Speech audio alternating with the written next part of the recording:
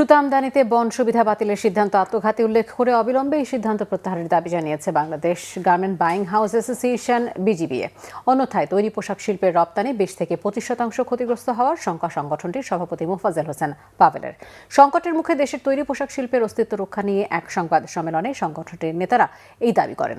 তারা জানান, বন সুবিধা বাতিল হলে সরাসরি ক্ষতিগ্রস্ত হবে রপ্তানি, কর্মসংস্থানে পড়বে নেতিবাচক প্রভাব। এটা জেনে বুঝে পোশাক শিল্পকে মরণ ফাঁদে ঠেলে দেওয়া হচ্ছে বলে অভিযোগ তাদের। সংগঠনটির সিনিয়র সহসভাপতি আব্দুল হামিদ পিন্টু বলেন, সুতা আমদানি নিয়ে সৃষ্ট জটিলতা দূর করতে সব পক্ষের সাথে আলোচনার তাগিদ দেন।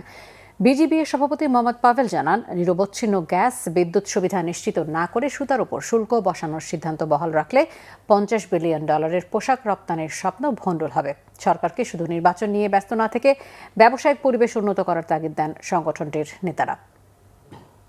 আমি তাকে কোনো প্রণোদনা দিচ্ছি না, আমি তাকে কাজ করার ব্যবসা করার সুযোগ করে দিচ্ছি না, তার কষ্ট বেড়ে যাচ্ছে। আর আমি এখানে মাথায় গুলি ধরে পিস্তল ধরে আমি বলতেছি তুমি তার কাছ থেকে কিনতে হবে। আরে ভাই, তার কাছে তো আমি কিনে আমি তো অর্ডারই পাবো না, সে তো অর্ডার পাবে না।